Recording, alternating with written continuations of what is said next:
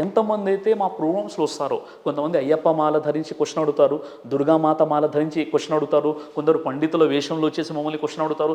ఎవరు క్వశ్చన్ అడిగినా open Q&A session ఉంటుందన్నమాట. మీరు కూడా అదే వేషం అంటున్నారు ఇప్పుడు.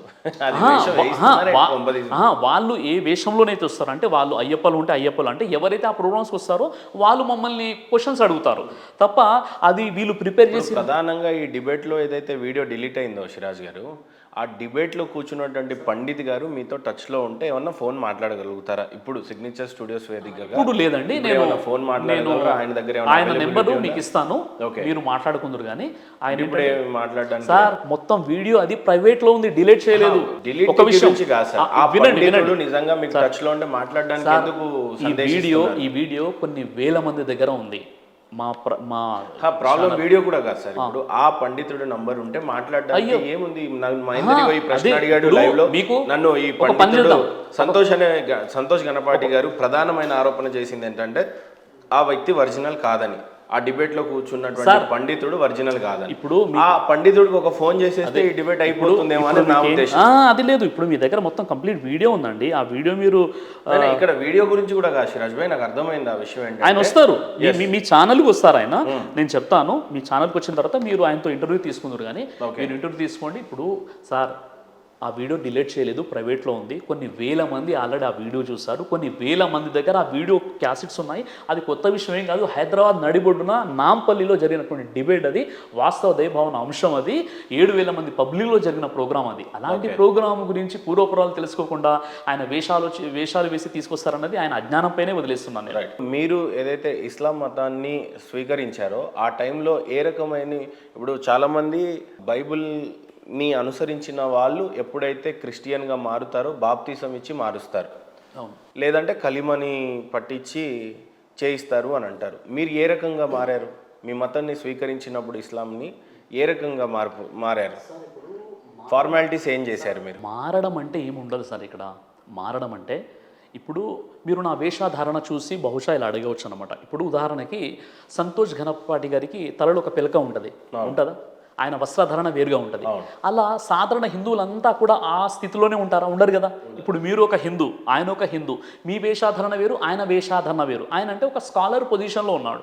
ఇప్పుడు నేను సమాజంలో ఒక స్కాలర్ పొజిషన్లో ఉన్నాను కాబట్టి నేను క్యాప్ ధరిస్తాను, గడ్డం పెట్టుకుంటాను. కానీ ఎక్కడ కూడా ఇస్లాంలో మీరు గడ్డం ఉంటేనే స్వర్గంలోకి వెళ్తారు, క్యాప్ ధరిస్తేనే మీ నమాజ్ అంగీకరించబడుతుందని ఎక్కడ కూడా ఇస్లాం ధర్మంలో చెప్పడం జరగలేదు. కానీ మీరు స్వీకరించేటప్పుడు కొన్ని నియమాలు ఉంటాయి కదా, ఆ నియమాలు ఏంటి? ఆ నియమాలు ముఖ్యంగా ఏంటంటే, మెయిన్ మనకు కావాల్సింది అంతఃకరణ శుద్ధి. మనస వాచ కర్మేణ మనము ఆ దైవాన్ని తెలుసుకోవాలి. అంటే ఈ సర్వానికి సృష్టికర్త అయినటువంటి దేవుడు ఒకడే ఉన్నాడు, ఆయన తప్ప మరొక ఆరాధ్య దైవం ఎవరు లేరు.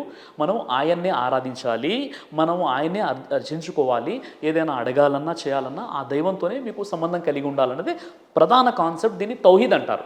తర్వాత ఆయన ప్రవక్తలు, ముఖ్యంగా ఏంటంటే దేవుని నమ్మాలి, దైవ ప్రవక్తలు నమ్మాలి, ఆఖిరత్ అంటారు, అంటే పరలోకం. ఈ 3 విషయాలు, వీటినే తౌహీద్, ఆఖిరత్, రిసాలత్ అని చెప్తారనమాట. ఈ 3 విషయాలు నమ్మడమే మీరు ధర్మాన్ని తెలుసుకున్నట్లు, అంతే అనమాట. దానికి పవిత్ర వచనం అని చెప్పేసి లా ఇలాహ ఇల్లల్లా అని చదివిస్తారు, ముహమ్మదు రసూలుల్లా అంటారు. నేను సాక్ష్యం ఇస్తున్నాను సృష్టికర్త తప్ప మరొక ఆరాధ్య దైవం లేరు, మరియు నేను సాక్ష్యం ఇస్తున్నాను చివరి ప్రవక్త ముహమ్మద్ సల్లల్లాహు అలైహి వసల్లం. ఇది ఒక కలిమ అనేది ఉంటుందన్నమాట. కానీ మెయిన్ ఏంటంటే మన మనస్సుతో ఆ విశ్వాసాన్ని మనం కలిగి ఉండాలి. కొంత హిందూ సోదరులో ఉన్నటువంటి భావజాలాలు ఏంటంటే, అంటే నాకు ఇస్లాం సోదరులు ఫ్రెండ్స్ ఉన్నారు కాబట్టి వీళ్ళు చెప్పేటువంటి అంటే సుంతి అనేది ఒక ప్రక్రియ ఉంటుంది, కింద కట్ చేస్తారు అనేది అని అంటారు బాయ్స్కి. అయితే మరి గర్ల్స్కి ఏం చేస్తారు సార్? అప్పుడు గర్ల్స్కి ఉండదండి. ఇప్పుడు సర్కంసెషన్, ఖత్నా, సున్నతి ఒడుగులు ఏదైతే అంటారో అవి మనకు ఫోర్ స్కిన్ ఏదైతే ఉంటుందో, అంటే పురుషులకు ఏదైతే అంగంపై ఎక్స్ట్రాగా ఉన్నటువంటి స్కిన్ని కత్తిరించడాన్నే సర్కంసెషన్ అని, ఖత్నా అని, సుంతి ఉడుగులని అంటారు అనమాట. అది సైంటిఫిక్గా ధర్మంతో సంబంధం లేకుండా అమెరికాలో చాలామంది, యూరోప్ కంట్రీస్లో ఖత్నా చేయించుకుంటారు. అది మెడికల్గా మీరు గూగుల్లో వెళ్ళి సెర్చ్ చేసినా దాని యొక్క బెనిఫిట్స్ అనేది మీకు కనిపిస్తాయి అనమాట. అది ఒక సాంప్రదాయం. అది ఖచ్చితంగా ఖత్నా చేయించుకోవాలి అనేటటువంటి నిబంధన లేదు. మొదటి విషయం, మీకు ఖత్నా అంటే సుంతి అనేది ఖచ్చితమైన నియమం అయితే కాదు. ఖత్నా అనేది సార్, ఖత్నా అనేది, సున్నతి ఒడుగులు అనేది ఒక సాంప్రదాయం. అబ్రహం ప్రవక్త ఇబ్రాహీం అలైహిస్సలాం వారి కాలం నుండి ఇది ముందుకు కొనసాగుతుంది. యూదులు ఖత్నా చేయించుకుంటారు, ముస్లింలు ఖత్నా చేయించుకుంటారు, క్రైస్తవులు కూడా ఖత్నా పద్ధతి అనేది బైబిల్లో లూకాస్ వార్తలో ఉంది. యేసుక్రీస్తు వారికి కూడా ఖత్నా చేయించారు. పుట్టినటువంటి 7వ రోజులోనో 6వ రోజులోనో ఆయన ఖత్నా కూడా జరిగిందన్నమాట. ఏ రకమైన కథన? బైబిల్ అదే ఖత్నా అంటే అదే ఏ రకంగా? సుంతి ఒడుగులు అంటే అప్పుడున్నటువంటి టెక్నాలజీ అప్పుడున్న పద్ధతుల ప్రకారంగా సుంతి ఒడుగులు అనేవి జరిగాయన్నమాట. ఇది బైబిల్లో ఉంది. బైబిల్లో ఏమని రాస్తుంది, ఏమైనా ఐడియా? బైబిల్లో అదే ఆయనకు యేసు వారికి ఆయన 7వ రోజు ఖత్నా చేయించానని బైబిల్ ఓల్డ్ టెస్ట్మెంట్లో ఉంటుంది, న్యూ టెస్ట్మెంట్లో ఉంటుంది. ఖత్నా అనే పదం ఉండకపోవచ్చేమో. సుంతి ఒడుగులు అని ఉంటుంది. ఓకే. సుంతి ఒడుగులు అని తెలుగులో ఉంటుందన్నమాట. ఓకే. అయితే విషయం ఏంటంటే ఇప్పుడు ఒక ముస్లింగా ఖచ్చితంగా ఖత్నా చేసుకోవాలి, చేసుకుంటేనే నమాజ్ స్వీకరించబడుతుంది, చేసుకుంటేనే మ్యారేజ్ చేసుకోవాలి, చేసుకుంటేనే స్వర్గానికి వెళ్తారని ఎక్కడ కూడా లేదండి. లేదు, ఎక్కడ కూడా లేదు. ఖత్నా చేసుకోవచ్చు, చేసుకోకపోవచ్చు, ఎక్కడ మన ఇష్టం. కానీ స్పెసిఫిక్ గా ఖురాన్లో లేదు. లేదు, ఖురాన్లో అసలు ఉండదు. ఖచ్చితంగా ఖురాన్లో ఎక్కడ కూడా ఖత్నా అన్నటువంటి ప్రస్తావన లేదు. ఓకే. అది ప్రవక్త ముహమ్మద్ సల్లం వారు అంతకంటే గత ప్రవక్తల యొక్క సాంప్రదాయం.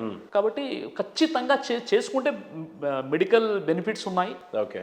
ఆరోగ్యానికి మనకు చాలా మంచిది. తర్వాత మీరు ఇది గూగుల్లో కూడా మీరు సెర్చ్ చేయవచ్చు.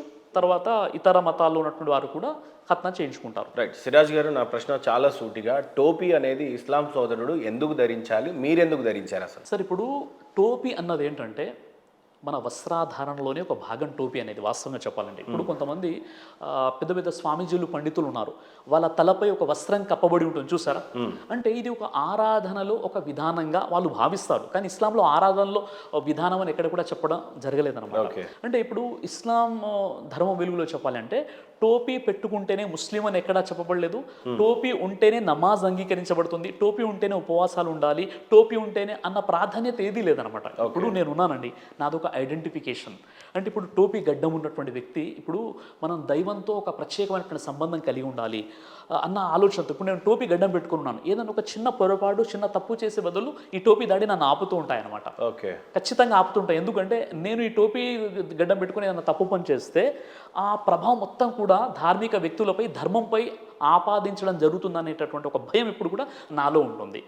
టోపీకి ఉన్నటువంటి ఒక ఫార్మాలిటీ ఉంది, టోపీకి కూడా.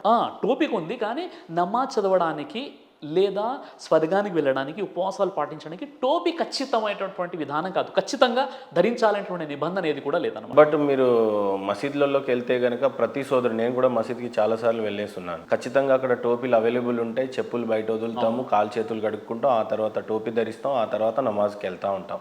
సో టోపీ ఖచ్చితంగా ఉంటుంది అక్కడ. అవును. ఏంది మరి అక్కడ అన్ని మసీదుల్లో ఉండవు. అదే అంటే కొన్ని మసీదుల్లో ఉంటాయి, కొన్ని మసీదుల్లో ఉండవు అనమాట. కొంతమంది ఏంటంటే కొంతమంది ఆలోచన ఎలా ఉంటుందంటే, అంటే ఇప్పుడు ప్రతి మతం వారు, ప్రతి ధర్మం వాళ్ళు సంస్కరించబడాలండి. ముస్లింలు కూడా చాలా బలహీనతలు, చాలా అజ్ఞానం అనేది ఉంది. వాళ్ళ అజ్ఞానం ఏంటంటే, కొంతమంది నమాజ్ రారా బాబు, అజాన్ అయిపోయిందంటే జోబులో టోపీ లేదు పోయి అంటాడు. అంటే వాడిని నమాజ్కి ఎలా అయినా మసీదుకు తీసుకురావాలని చెప్పేసి అక్కడ కొన్ని టోపీలు ఉంటాయి, అక్కడ టోపీ ఉంది అని చెప్పేసి వచ్చేసి నమాజ్ చదువుకుంటాడు.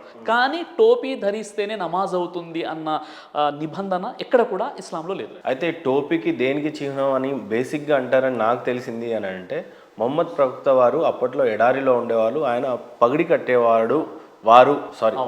కట్టేవారు అనేది ప్రధానంగా చెప్పేవారు.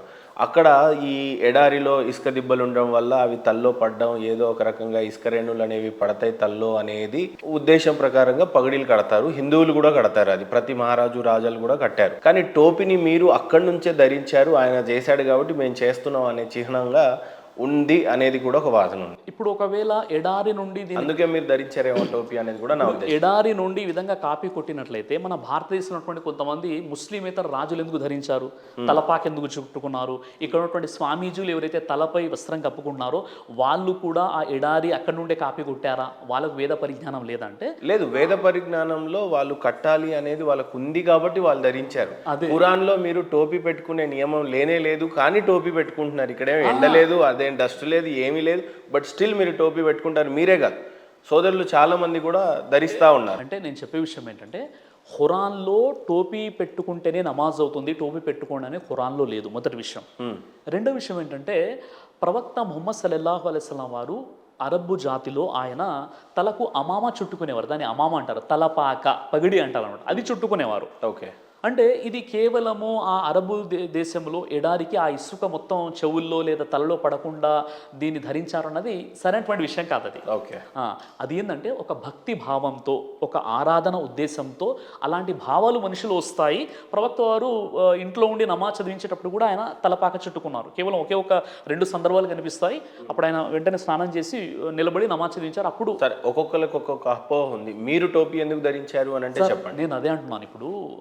ఇప్పుడు మన సంతోష్ గణపతి గారు ఉన్నారు. ఆయనకు ఒక పిలక ఉంటుంది, ఆయన డ్రెస్ కోడ్ వేరేగా ఉంటుంది. అలా అని పూర్తి వేదం నేర్పించింది ఆయనకు అలా ఉండమని. అలా అని పూర్తి హిందువులు అలా ఉండాల్సిన అవసరం లేదు. ఆయన మంచి పని చేశారు. లేదు, ఆయన వేదం చదివాడు కాబట్టి, వేదంలో వస్త్రధారణ ఎలా ఉండాలో చెప్పింది కాబట్టి, పంచగట్టుకుంటే బ్లడ్ సర్క్యులేషన్ బాగా జరుగుతుంది, పైంట్ వేసుకున్నాం కాబట్టి ఇది దేవుడికి నచ్చదు అని వేదంలో ఉంది అని ఆయన పంచగడ. వేదంలో వస్త్రాధారణ అండ్ డి విటమిన్ లాంటివి పోవడానికి కొంత వస్త్రం ఇసి పక్క వదిలేసి లెఫ్ట్ సైడ్ వేసుకుంటారు అనేది ఆయన వాదన. నేను అడిగాను ఆ ప్రశ్న కూడా అడిగాను. నేను చెప్పడంలో కొద్దిగా ఇక్కడ మిస్కమ్యూనికేషన్ ఏమైపోయిందంటే, ఈరోజు ముస్లిం సమాజం టోపీకి ఎంత అయితే ఇంపార్టెన్స్ ఇస్తుందో అంత ఇంపార్టెన్స్ మాత్రం టోపీకి లేదు. కానీ ధరించడం మంచి విషయమే. ఎందుకంటే ప్రవక్త ముహమ్మద్ సల్లల్లాహు అలైహి వసల్లం వారి యొక్క సాంప్రదాయము అది. నేను చెప్పాలనుకున్న విషయం ఏంటంటే, ఇది ఉంటేనే నమాజ్ అవుతుంది, ఇది ఉంటేనే ముస్లిం అన్న విషయాలు ఏవైతే సమాజంలో, ముస్లిం సమాజంలో కూడా వ్రేళ్ళూనుకొని ఉన్నాయో ఈ అపోహను దూరం చేస్తున్నాను. కానీ నా ఉద్దేశం ఏంటంటే, మీరెందుకు టోపీ ధరించారు అని మీకు వ్యక్తిగతం ఉంటుంది కదా. నేను ఎందుకు ధరించాలనుకున్నాను, అందుకే నేను టోపీ ధరించాను. ఇప్పుడు గడ్డం ఉంది, దైవ ప్రవక్త వారి సాంప్రదాయం, ఋషుల సాంప్రదాయం. ఇప్పుడు ఎంతమంది అయితే మన ఋషులు వచ్చారో ఆ ఋషులందరూ కూడా గడ్డం పెట్టేసుకున్నారు చాలా వరకు.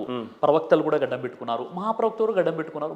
ప్రవక్తలు చెప్పారు మీరు గడ్డం పెట్టుకోండి అని. మా దృష్టిలో ఋషువులే ముందు వచ్చారు, తర్వాతనే ప్రవక్తలు వచ్చారు అనేది మా అంచనా. సార్, ఋషులు అంటే ఏంది, ప్రవక్తలు అంటే ఓకే, మేము హిందువులో మా దేవుళ్ళలో ఋషులు వాళ్ళని దేవుళ్ళని ఆరాధించారు, మా దేవుళ్ళని ఆరాధించారు. ప్రవక్తలు అనేది ఖురాన్లో అల్లాహ్ని ఆరాధించారు అనేది. దేవుడు నా దేవుడు ఇద్దరు దేవుడు వేరు వేరు అనేదే మీరు ఇన్ని రోజులు ప్రవచిస్తుంది. మరి అల్లా ఇస్లామిక్ వేరు, బైబుల్ జీసస్ వేరు. ఇన్ని రోజులు చెప్పే విధానంలో ఏదైనా పొరపాట్లు జరిగి ఉండవచ్చు. ఇప్పుడు నేను మీకు ఏం చెప్తున్నానంటే, ఏ దేవుడైతే మిమ్మల్ని పుట్టించాడో అదే దేవుడు నన్ను పుట్టించాడు, అదే దేవుడే సమస్త మానవుల్ని పుట్టించాడు. ఆయన అరబీలో అల్లా అంటే, తెలుగులో మనం దేవుడు సర్వేశ్వరుడు అని చెప్తాం. మనల్ని పుట్టించిన దేవుని మనం ఆరాధిద్దాం. డన్, నేను దాన్ని ఖచ్చితంగా ఒప్పుకుంటున్నాను.